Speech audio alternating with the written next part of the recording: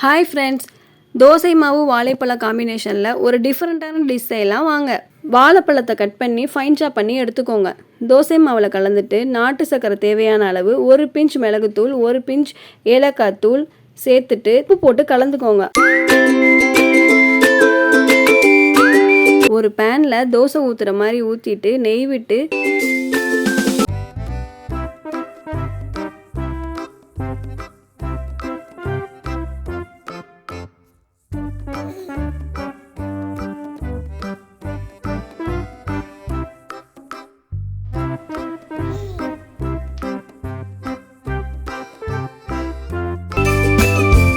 வேக வச்சு 2 சைடும் பிரட்டி எடுத்தா பனானா பேன் கேக் ரெடி.